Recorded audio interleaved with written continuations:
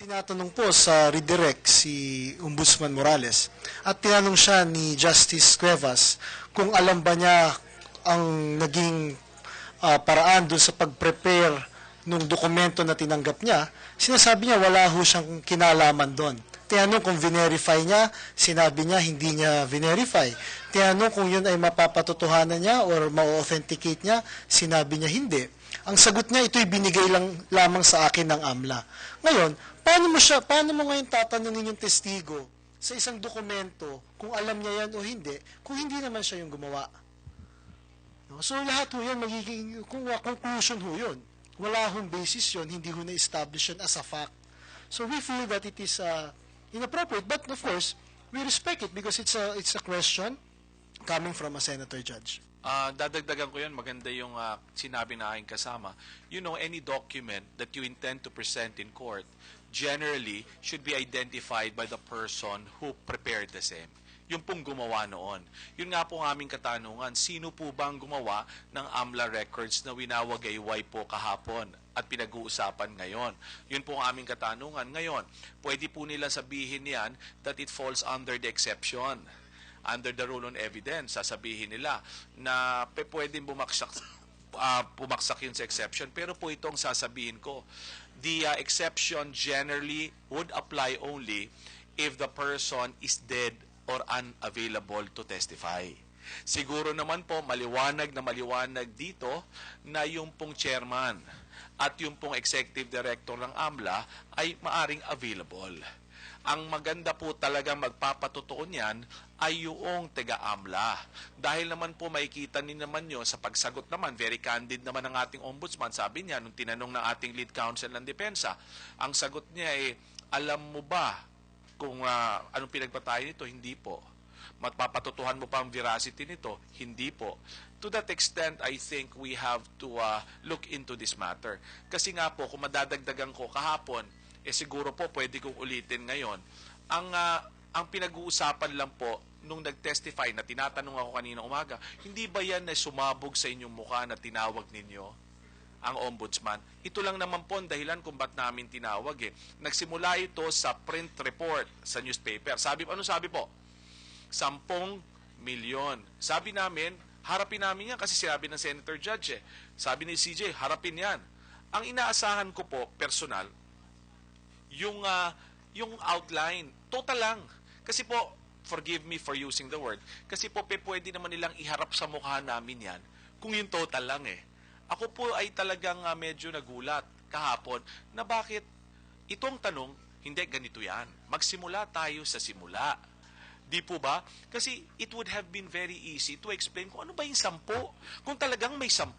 Ang akin namang naging observation, bakit nagkaganon?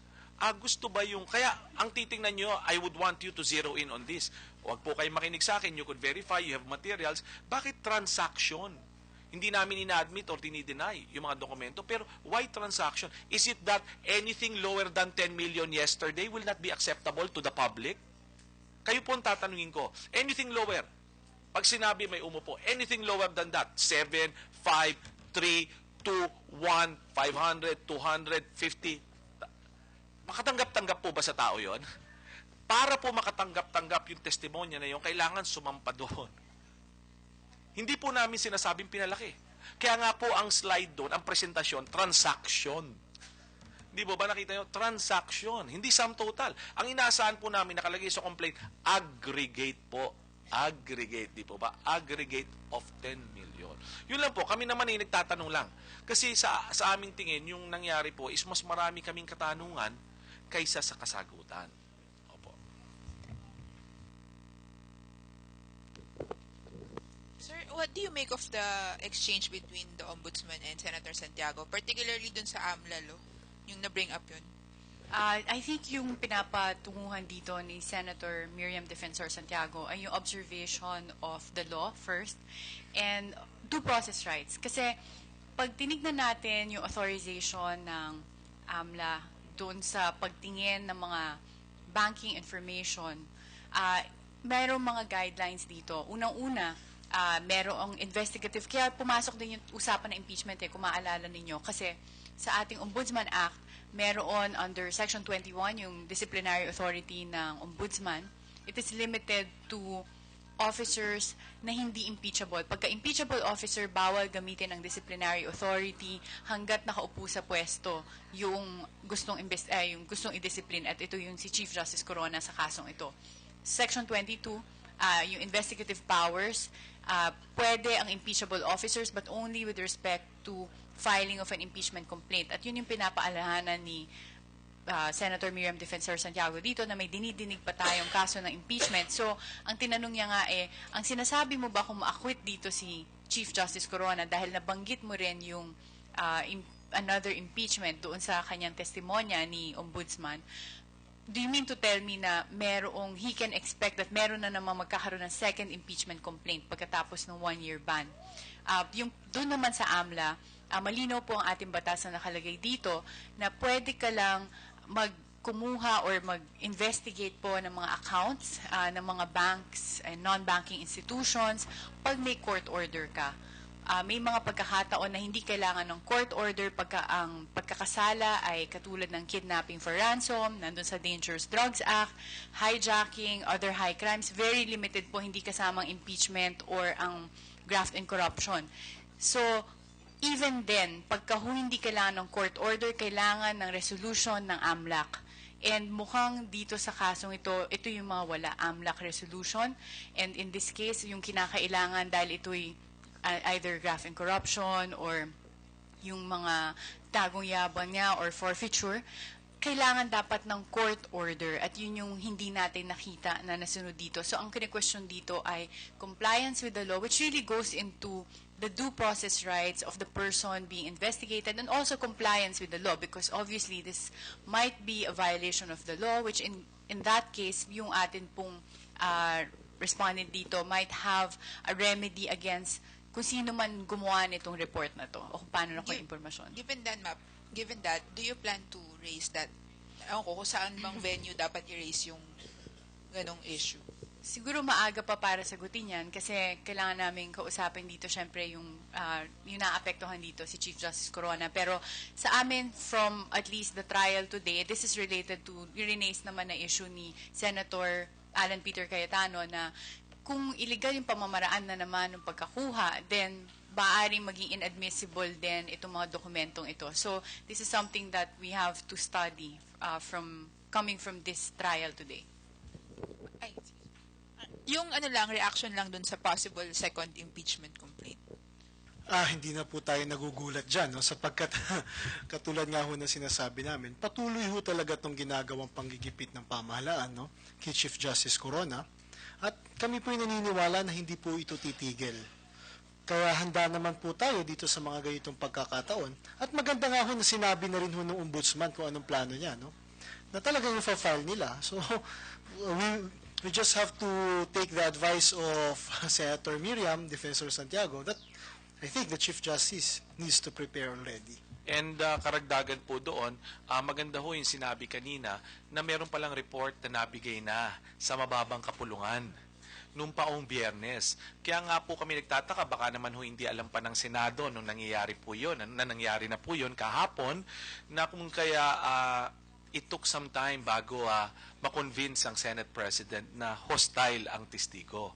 Kasi po, di po ba, makita naman na nag-communicate, nakita naman po yung investigation na nagawa. So it took time for our lead counsel to be able to do that. Pero natanggap naman po na hostile witness. It would have been easier siguro kung alam ng ating mga kababayan na talagang meron na palang report. At nung palang umupo na yon ay alam na ng prosecution na meron palang ganung report. Kasi po parang lahat tayo parang lahat ang intindi ko po no na in-interview sila at kami they are at a loss. Testigo nyo yan Di po ba? Testigo nyo yan. Di namin nga kung anong sasabihin. Hindi po namin alam to what extent yung kaalaman na nila. No? Pero siguro naman po nasabi na i-deliver po yung report as of last week. Opo. Sir, last na lang. After Ombudsman, ano po yung next? Sino po yung i-represent nating next? And when do we expect the Chief Justice to take the witness? Yung meron pa hong mga complainants, narinig ho natin kanina na sinabi ni Justice Cuevas, sa pagpapatuloy po ng ating paglilitis, pipresenta pa ho yung mga pinasabpi na naming complainants. Pagkatapos po noon, pinag-aaralan po sapagkat meron pa kami mga natitirang testigo dun sa mga ibang artikulo na nakabinbin pa ho. Ano? At eventually, yung pagharap po ni Chief Justice Corona. Okay, siguro, Attorney Jimeno, Attorney Tranquil, or even Attorney Rico, yung punto na mangyari kasi we've been receiving a lot of queries from different sectors, no? Kailan ba daw dapat humarap ang punong maestrado? Sa amin ang inuuna nga dito, yung mga ibang testigo, para sigurado na by the time umupo po dito si Chief Justice Corona, ay masagot na yung lahat ng outstanding issues, lalo na yung mga bagay nga na sa ating pananaw o sa pananaw ng Senator Judges ay siya lamang yung makakasagot dahil siya lang yung merong personal knowledge. So, mahirap, ang dami nagtatanong sa amin, anong araw, gusto nila ng specific day kung kailan siya uupo dito, pero mahirap naman po magbigay kasi hindi namin alam gaano katagal aabutin yung hindi lamang pagtatanong namin, kundi yung walang sa control namin, yung cross-examination at yung pagtatanong ng Senator Judges. Kaya mahirap po tansyahin kung anong araw siya dito upo o kailan. So by tomorrow, 3 saksi pa ang iharap ng depensa, right? 3, 2, Opo, yun 4 ideally sana ang gagawin pa po namin. Tomorrow is a Wednesday. Aha. Oh, so probably, parang kasi yung sinasabi. Parang gusto nyo na sa Webes, kaya lang po, may iba po pa kami testigo. Okay, Tandaan nyo po, si Secretary Aha. ay nandun pa rin po. Meron pa rin kaming maliban sa kanya, 3 pa po. So, bigyan nyo po kami ng pagkakataon, nasa, kung susundin po natin, 12 araw pa lang po kami, 12. Kasi po, 8 nung Marso, may 2 araw last week, 2 araw po ngayon, so 4 na naman, so nakaka 12 days pa lang po kami. Ang pangako po namin, nung nagsimula kami magpresenta, na within the range of 3 weeks to 5 weeks. Nakaka 3 linggo pa lang naman po kami. Okay, because the resumption started last, you made mention na you'll be presenting about 16 to 17 witnesses, so nakakaila na tayo. So, meron pang nalalabi na 8 until next week. Hindi na Hindi na siguro aabot I ang think 8. we have further presented around 20 witnesses already Okay. in a span of 10 or 12 days. So for us, we think that that is the right direction that we have to consider.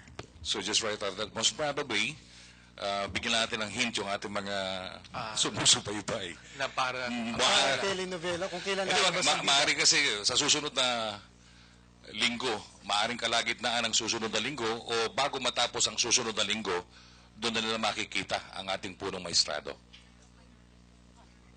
baka po, maaari po, hindi namin talaga matitiyak. Bakit bibili na mo ba kayo ng ticket? Hindi naman. Hindi naman mangyari kasi Tumila tayo, hindi natin masisisi ang maraming sektor itong ating lipunang ginagalawan eh.